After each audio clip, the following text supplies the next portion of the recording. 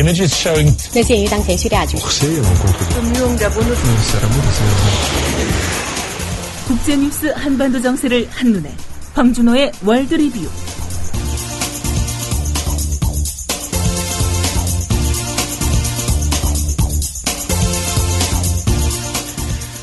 네, 앞서 퀴즈 문제에 잠깐 차질이 있었습니다. 제가 퀴즈 문제를 다시 말씀드려야 될 것 같아요. 퀴즈는 미국에서 20시간 넘는 의회 연설로 의사 진행을 합법적으로 방해한 행위가 있었는데 그것이 무엇인가를 묻는 문제였습니다. 예문은 1번 필리버스터, 2번 버스커, 3번 롤러코스터, 4번 국회 선진화법이었습니다. 자, 한반도와 국제 정세 알아보는 시간입니다. 국제뉴스 전문 캐스터 황준호 기자 전화 연결돼 있습니다. 황 기자님 안녕하세요. 안녕하십니까? 네. 자, 이란 대통령이 핵 협상에 대한 긍정적인 메시지를 내놨네요. 취임한 지 2달도 안 된 이란의 로하니 대통령이 연일 뉴스메이커가 되고 있습니다. 지금은 유엔 총회 참석차 미국에 가 있는데요. 워싱턴 포스트 인터뷰에서 10년 넘게 끌어온 서방과의 핵 협상을 빠르면 석 달, 길어도 6달 안에 끝내기를 원한다라고 말했습니다. 또 자기가 이란의 최고 지도자 하메네이한테서 핵 협상에 대한 전권을 위임받았고 이란 핵 문제가 매듭짓고 다른 문제로 논의를 옮겨갈 수도 있다라고 말했습니다. 그러니까 34년간 끊어져 왔던 미국과의 외교 관계를 정상화하는데 본격적으로 나서겠다는 뜻을 내비친 말로 풀이됐습니다. 네. 자, 이란 대통령 뜻대로 그렇게 빨리 진척이 될까요? 일단 미국 정부하고 이란 정부가 최근에 하는 말과 행동 이런 것들을 보면 표면적으로 두 정부 간의 핵 문제를 풀 의사는 있어 보입니다. 그런데 두 가지 변수 혹은 장애물이 있는데요.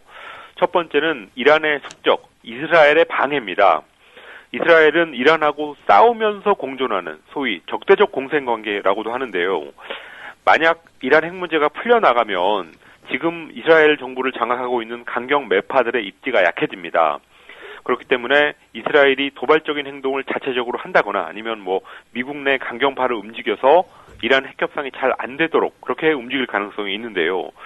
오바마 정부가 그런 방해를 뚫고 핵 문제를 풀 수 있을지가 첫 번째 관건이라고 볼 수 있습니다. 네, 또 다른 주요 변수는 뭐가 있습니까? 이란 내부 강경파들이 문제인데요. 이란에서는 핵 개발이 단순히 군사적인 의미를 넘어서 국가적인 자존심의 상징 이런 것들이 되어 왔습니다. 그 과정에서 이란 내 강경파들 역시 이스라엘과의 적대적 공생관계의 한 축이 되어 왔기 때문에 핵 문제가 풀리면 이 사람들도 입지가 좁아지는 측면이 있습니다. 로하니 대통령 같은 경우는 중도 온건파인데요.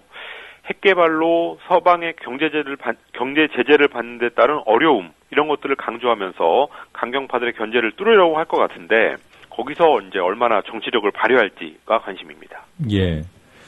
자, 이 서방과의 핵 협상 자체도 어려울 텐데 이 정치 외교적인 환경도 만만치 않군요. 그렇습니다. 하나의 대표적인 사례로 로하니 대통령이 이번에 미국에 가서 나치의 유대인 학살을 비판하는 말을 했다라는 CNN의 보도를 둘러싼 논란이 하나 있었습니다. 이란 내 강경파들은 유대인 학살에 대한 비판은 곧 이스라엘을 옹호하는 거다라는 이상한 논리를 쓰는 경우가 있습니다. 예. 그러다 보니까 로하니 대통령이 자기는 역사적인 평가에 맡겨야 된다라는 원론을 얘기했을 뿐이라고 무마했는데요. 이 유대인 학살을 비판하는 것 이런 당연한 말조차도 쉽게 할 수 없는 그런 어려운 분위기가 이란 내에도 있습니다.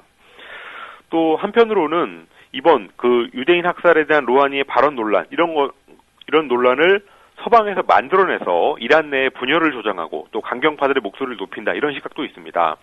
이런 고차원적인 방정식을 로하니라는 노회한 정치인이 어떻게 풀어나갈지도 관심입니다. 그리고 이란의 핵 문제라는 것은 또 북한 핵 문제하고도 밀접한 관계가 있는 거기 때문에 우리한테도 시사하는 바가 큰 상황입니다. 예. 자, 일본 후쿠시마 수산물이 일본 국내에서는 유통이 되기 시작했군요. 예, 후쿠시마 북부의 소마후타바 어업협동조합이 어제부터 수산물을 출하했는데요. 문어, 오징어, 털개 등등 18종이고 해안에서 40km 이상 떨어진 먼 곳에서 잡았고 방사선 검사를 거쳤습니다.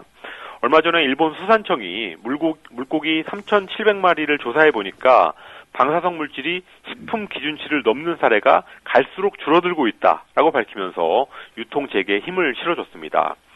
그렇지만 아직도 3%에 가까운 생선에서는 기준치를 넘는 사례가 나오고 있고 또 당국이 방사성 물질 중에서 세슘만 측정했지 이 스트론튬은 조사 기간이 한 달 정도 걸리는데 이 스트론튬 검사를 안 하면서 불안감이 여전히 있습니다.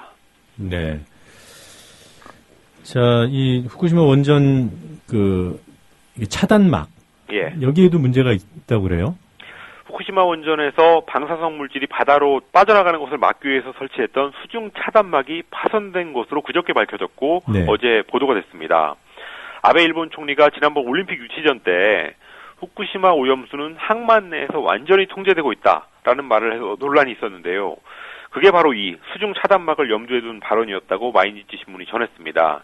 그런데 그 차단막이 파손됐다는 소식이 나오면서 아베의 말도 다시 논란이 되고 있고 또 부실한 원전 관리 여기에 대한 비판이 쏟아질 것으로 보입니다. 네, 그런 아베가 또 논란이 될 만한 얘기를 했습니다. 나를 궁극주의자로 불러라 뭐 이런 말을 했군요. 예, 그저께 미국의 한 연구소에서 강연을 했는데요. 중국의 최근 군비 증강 상황 그리고 거기에 비해서 상대적으로 적은 일본의 군비 상황 이런 것들을 거론하면서 그런데도 나를 우익 궁극주의자로 부르고 싶다면 그렇게 불러라 라는 말을 했습니다. 중국이 자기에 대해서 일본을 전쟁의 길로 이끄는 궁극주의자라고 비판하고 있는데 진짜로 궁극주의로 나가는 나라는 일본이 아니라 중국이다라는 점을 역설적으로 표현한 말이었습니다. 중국의 군비 증강에 대한 비판 그 자체는 유효할지 몰라도 외교적으로는 굉장히 투박하고 공격적인 말이었는데요. 그러면서 동시에 아베가 일본의 집단적 자위권 행사 의지 이런 것들을 밝히면서 본색을 드러냈습니다. 네.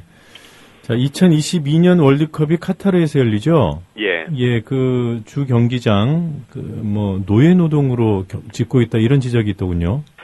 네팔이나 필리핀 같은 나라에서 온 외국인 근로자들이 경기장이나 시설물, 숙박시설 이런 것들을 짓는 현장에서 현대판 노예제도와 다름없는 노동 학대에 시달리고 있다고 영국 가디언이 보도했습니다. 아주 처참한 사례와 통계가 많은데요.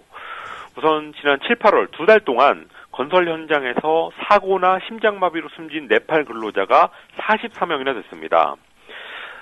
대표적인 사례로 네팔에서 온 16살 한 소년이 섭씨 50도의 더위 속에서 하루 12시간 노동에 시달리다가 최근에 심장마비로 사망한 일이 있었습니다. 그 외에도 강제 노역, 임금 체불, 여권 압수를 통한 사실상의 감금, 그리고 적절한 음식을 제공하는 것을 거부하는 그런 사례가 아주 많았습니다. 학대에 시달리다 못해서 최근에 네팔 근로자 30명이 현지에 있는 네팔 대사관으로 피신한 일도 있었다고 합니다. 네. 카타르가 지난번 월드컵 유치전 때 화려한 경기장 건설 계획 이런 것들을 밝히면서 개최권을 따냈는데요. 그런 화려함 뒤에 이런 그늘이 숨어 있습니다. 유럽의 집시 단속 문제도 좀 짚어보죠. 집시라는 거는 루마니아나 불가리아 같은 동유럽에 주로 살고 있는 소수 유랑민족인데요. 예. 최근에 일자리를 찾아서 서유럽 나라들로 많이 유입되고 있습니다. 그러다 보니까 서유럽 국가들이 단속에 나서고 있는데 대표적으로 프랑스는 파리와 마르세유에 있는 집시촌을 대대적으로 철거하면서 올 들어서 10,000명 정도를 나라 밖으로 추방했습니다. 그리고 네덜란드 같은 경우는 이달 들어서 컨테이너 시설에 집시들을 강제 수용하기 시작했고 또 스웨덴은 경찰이 집시 4,000명의 명단을 관리해온 것으로 드러나면서 인종차별 논란이 있었습니다.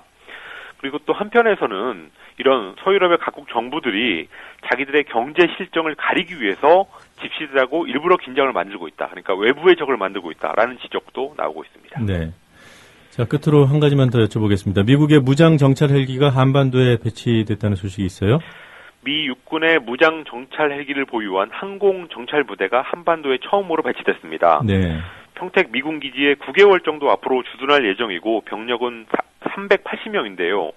헬기 30대를 운영하면서 공중 수색이라든지 정찰, 경계, 공격 지원 이런 임무를 수행하는 부대입니다. 미군은 엄격히 방어적인 목적이고 한반도에서 위협을 제거하는 능력이 더 커질 거다라고 주장했습니다. 그렇지만 지난 8월 말에 미군이 B-52 전략폭격기를 출격시킨 문제 이거를 빌미로 해서 북한이 미국의 인권특사의 방북을 막았던 적이 있었던 것처럼 예. 이번에 이 항공정찰 부대 배치도 좀 좋지 않은 상황을 만들 가능성이 있습니다. 네. 자, 오늘도 여러 가지 소식 잘 들었습니다. 감사합니다.